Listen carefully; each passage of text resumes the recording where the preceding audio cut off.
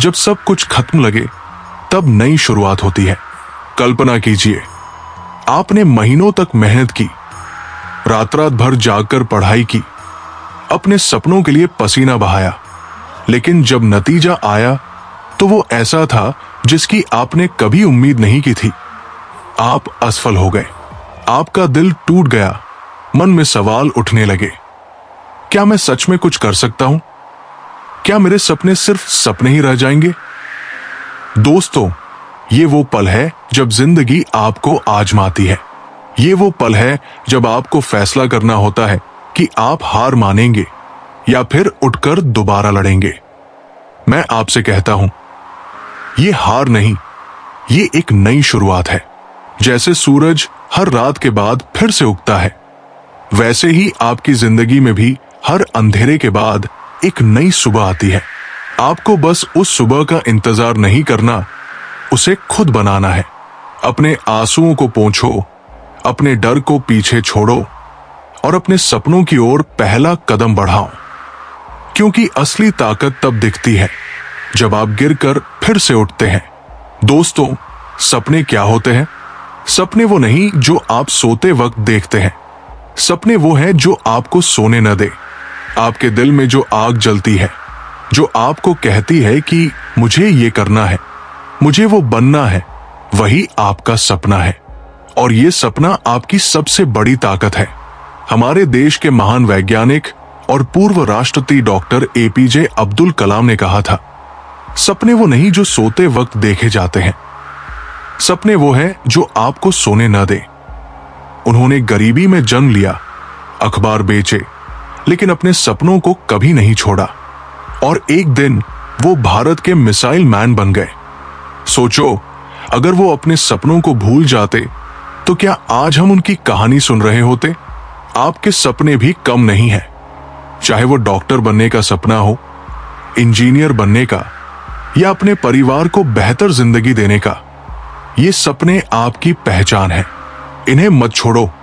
लोग हंसेंगे, कहेंगे कि ये मुमकिन नहीं, लेकिन आपको सुनना सिर्फ अपने दिल की आवाज है, क्योंकि सपने वो बीज है जो मेहनत के पानी से एक दिन बड़े पेड़ बनते हैं। मुश्किलों का सामना वो आपको तराशती है। जिंदगी एक क्रिकेट मैच की तरह है, कभी आपको बाउंसर मिलेगा, कभी गुगली, लेकिन अगर आप डटे रहे तो एक दिन आप सेंचुरी मारेंगे। मुश्किलें आपको तोड़ने नहीं, तराशने आती है। जैसे सोने को आग में तपाया जाता है ताकि वो चमक सके, वैसे ही मुश्किलें आपको मजबूत बनाती है। दशरथ माझी की कहानी याद करो। एक गरीब मजदूर जिसकी पत्नी को सिर्फ इसलिए खोना पड़ा क्योंकि गांव में अस्पताल तक रास्ता नहीं था।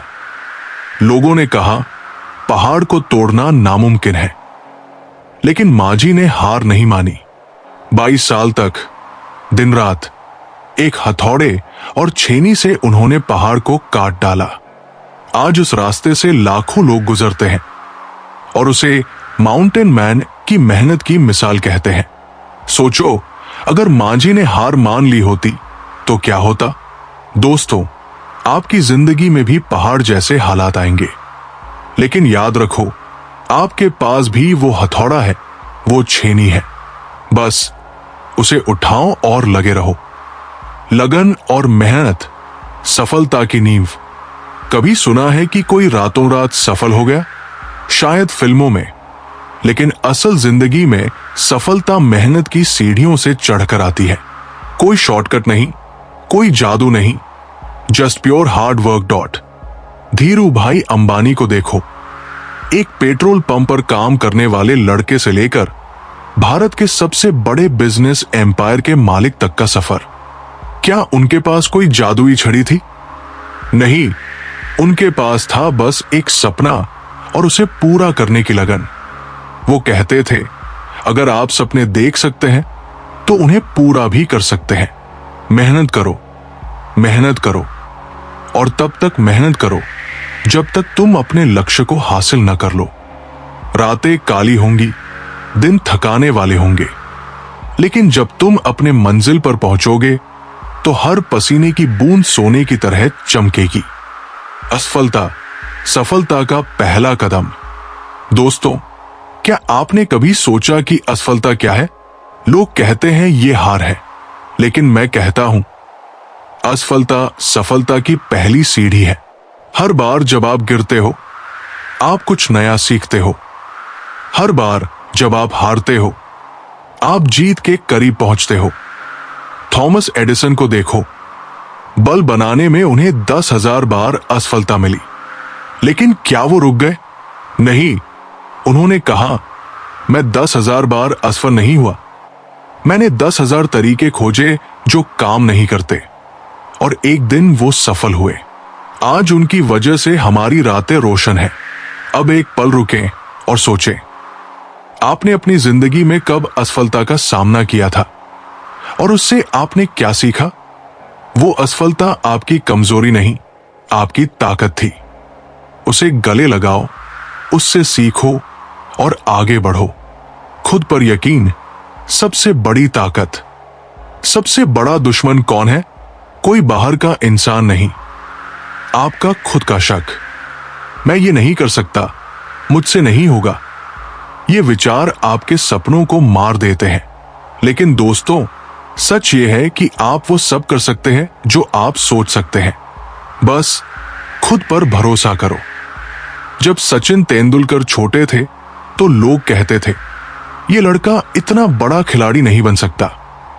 लेकिन सचिन ने अपने ऊपर भरोसा रखा, हर गेंद को खेला, हर आलोचना को नजरअंदाज किया, और आज वो क्रिकेट के भगवान कहलाते हैं।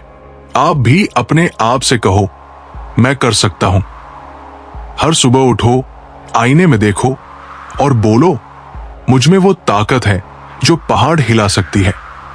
क्योंकि जब आप खुद पर यकीन करते हो तो दुनिया भी आप पर यकीन करने लगती है। अनुशासन और समय सफलता के दोस्त।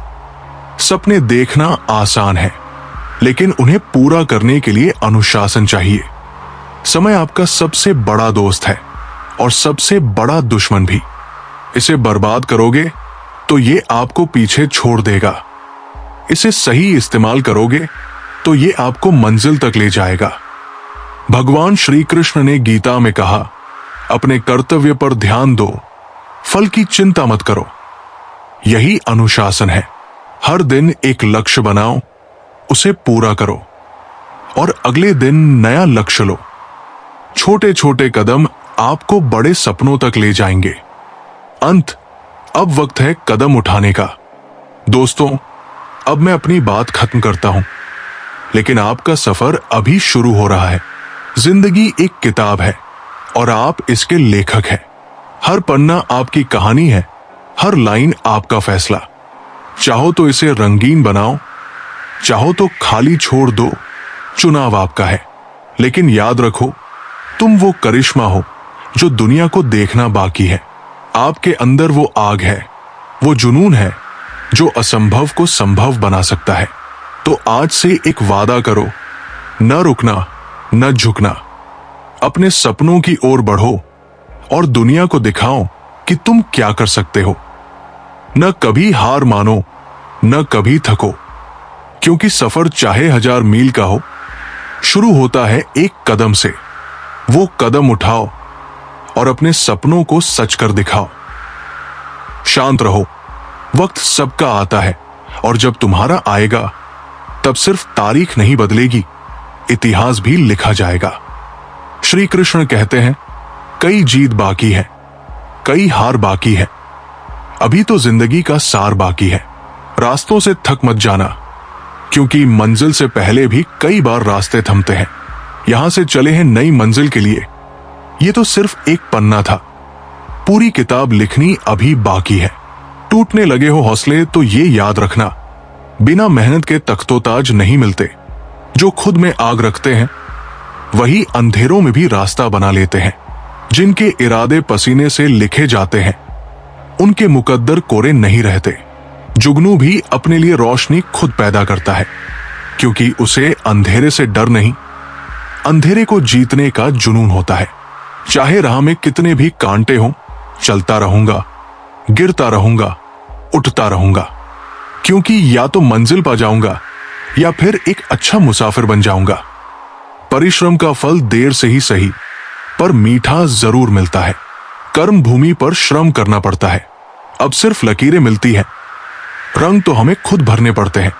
दुनिया के सारे शौक पाले नहीं जाते, कांच के खिलौने हवा में उछाले नहीं जाते।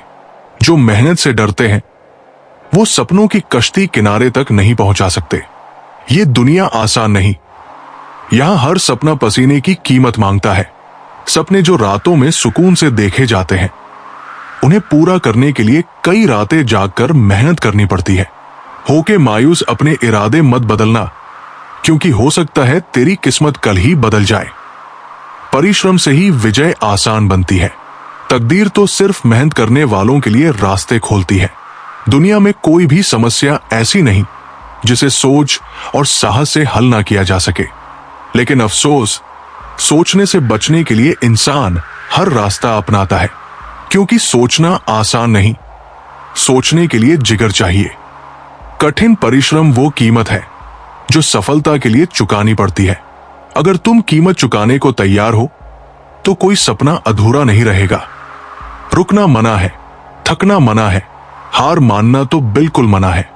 क्योंकि यात्रा के बीच रुकने से मंजिलें नहीं मिलती, यात्राएं अधूरी रह जाती है। अपने हौसलों के बल पर प्रतिभा को दुनिया के सामने रख देंगे। भले कोई मंच ना दे, हम अपना मंच खुद बना लेंगे। जो सपने अपने हों उन्हें पूरा करने के लिए भीड़ से इजाजत नहीं ली जाती। एक सपना जादू से सच नहीं होता, उसमें पसीना, धैर्य और रातों का सन्नाटा शामिल होता है। अगर तुम खुद पर भरोसा रखते हो तो कोई ताकत तुम्हें रोक नहीं सकती।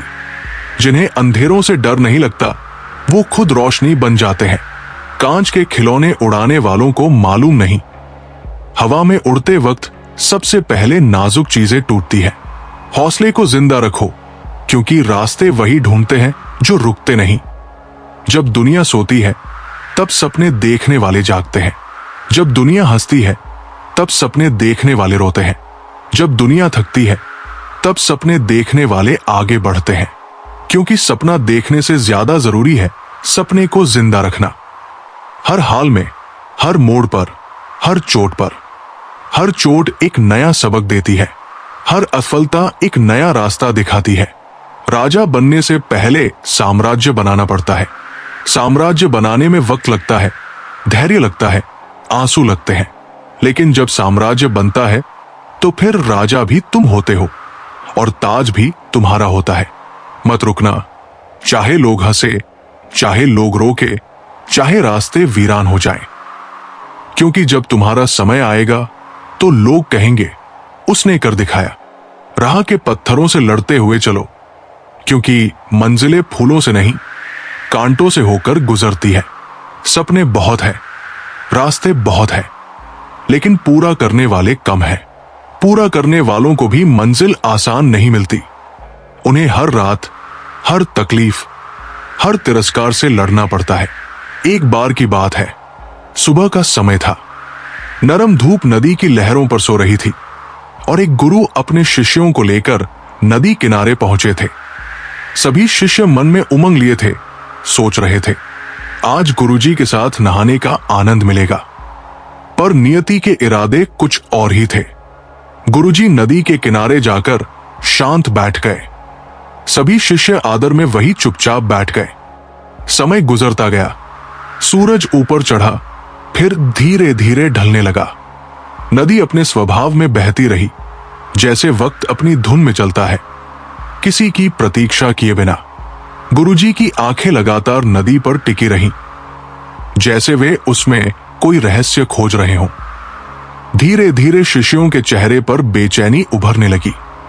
सुबह से शाम हो गई थी, लेकिन गुरुजी ने न नदी में प्रवेश किया, न कोई संकेत दिया। आखिरकार एक शिष्य का धैर्य टूट गया।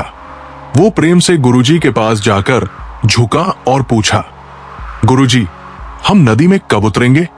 आप किसका इंतजार कर रहे हैं? गुरुजी ने मुस्कुराते हुए कहा, जब इस नदी का बहाव रुक जाएगा तब हम इसमें उतरेंगे। सभी शिष्य स्तब्ध रह गए। उन्होंने एक दूसरे को देखा। कई मन में सोचने लगे, नदी का बहाव तो कभी नहीं रुकता, तो क्या हम कभी उतर ही नहीं पाएंगे? एक और शिष्य ने साहस करके पूछा, गुरुजी, ये कैसे संभव है? नदी का बहाव तो हमेशा चलता रहेगा। गुरुजी ने गहरी बात कही, यही तो जीवन का सबसे बड़ा सत्य है। ये बहती नदी ही जिंदगी है, ये बहाव ही समय है। समय किसी के लिए नहीं रुकता, ना तुम्हारे लिए, ना मेरे लिए, ना किसी और के लिए। अब सवाल यह है, तुम बहती नदी के साथ आगे बढ़ना चाहते हो या किनारे बैठकर उसके रुकने का इंतजार करना चाहते हो? शिष्यों को गहराई से बात समझ आ गई। वे जान गए कि इंतजार कभी समस्या का हल नहीं हो सकता। जीवन के बहाव के साथ चलना ही बुद्धिमानी है। जो रुकते हैं वे पीछे छूट जाते हैं, जो चलते हैं वही इतिहास बनाते हैं। गुरुजी बोले, जब नदी में बाढ़ आए तब डरकर भागना नहीं, जब सूखा आए हार मानना नहीं, जब रास्ते टूटे तो अपनी नाव खुद बनाना। क्योंकि बहाव को रोकने की कोशिश मूर्खता है, सही रास्ता है बहाव के साथ नई दिशा ढूंढना। श्री कृष्ण कहते हैं, समय अच्छा हो या बुरा बदलता जरूर है। हर बुरा वक्त हमेशा के लिए नहीं आता। जैसे रात के बाद सूरज निकलना तय होता है, वैसे ही अंधेरा हमेशा नहीं रहता। हिम्मत से, धैर्य से, विश्वास से इस नदी के साथ चलते रहो। गुरुजी बोले, अगर तुम डर कर बैठ गए तो वक्त तुम्हें पीछे छोड़ देगा, लेकिन अगर तुम बहाव के साथ तैरते रहे तो एक दिन ये नदी तुम्हें उस जगह ले जाएगी जहां सपने हकीकत बनते हैं। याद रखो, बुरे से बुरे वक्त में भी सितारे चमकते हैं। सवाल ये नहीं कि वक्त कैसा है, सवाल यह है तुम वक्त के साथ कैसे चलते हो। जीवन हमेशा बहता रहेगा जैसे नदी की लहरें, कभी शांत, कभी उग्र, कभी मधुर, कभी डरावनी, लेकिन बहाव में ही जिंदगी है, संघर्ष में ही सौंदर्य है। सवाल ये नहीं कि वक्त कैसा है, सवाल यह है कि तुम वक्त के साथ कैसे चलते हो। शिष्य मंत्रमुग्ध हो गए, उनकी आत्मा तक में कुछ हिल गया था।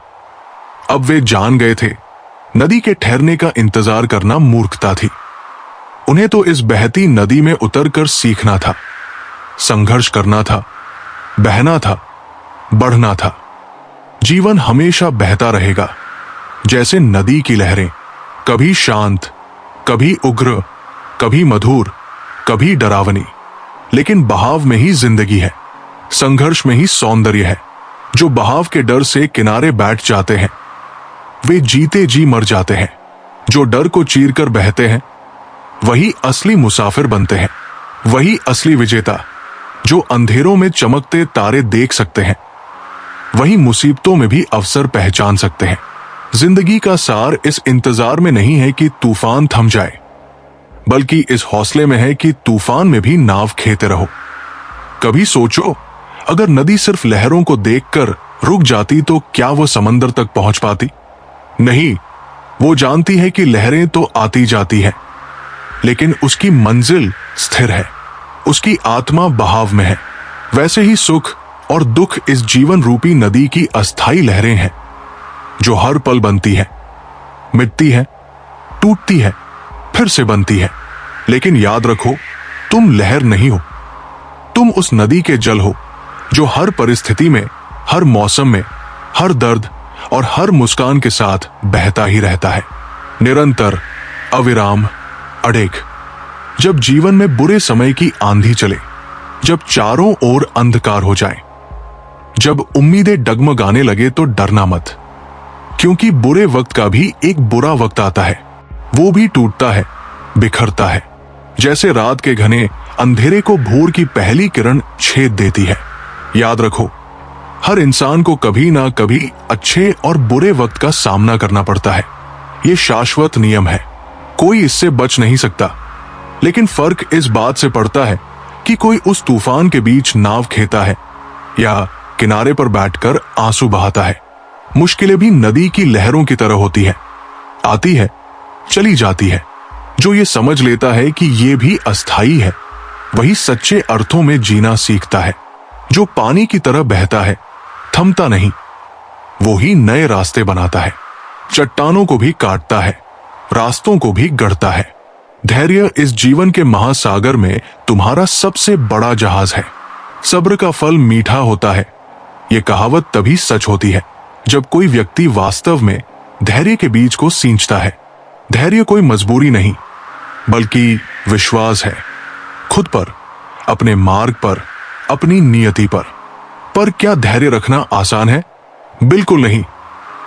धैर्य रखना मतलब अंधेरे में चलते रहना, बिना ये देखे कि रास्ता कहां खत्म होगा।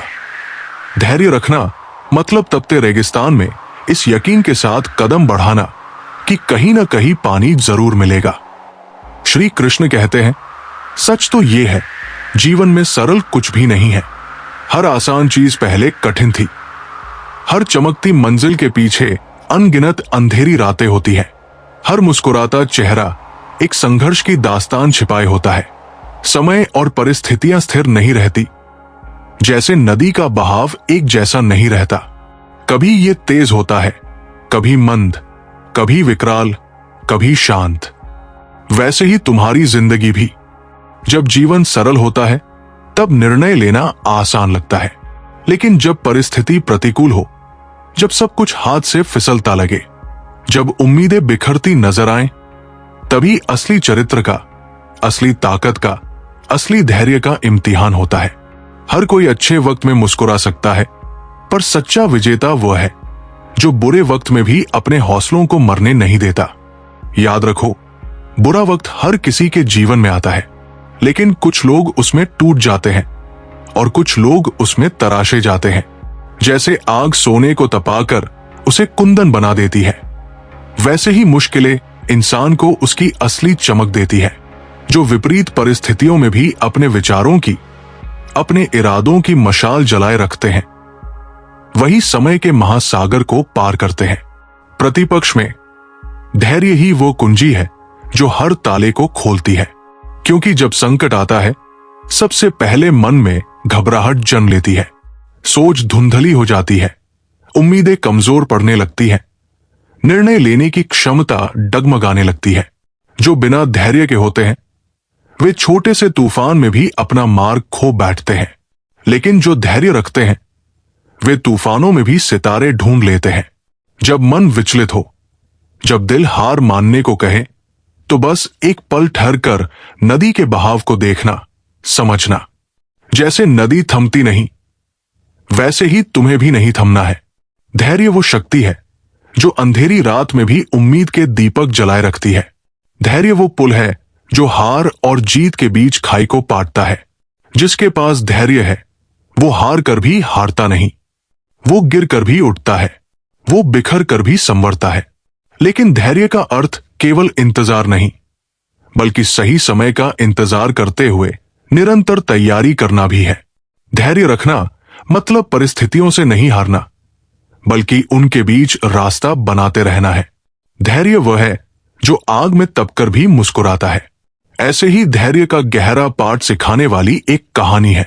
एक समय की बात है, एक राजा अकेले शिकार के लिए जंगल गया, लेकिन शिकार तो दूर, वो रास्ता ही भटक गया। कभी कभी जीवन भी ऐसा ही होता है। हम कुछ खोजने निकलते हैं और खुद को खो बैठते हैं। भटकते भटकते राजा एक ऊंचे पहाड़ पर चढ़ा।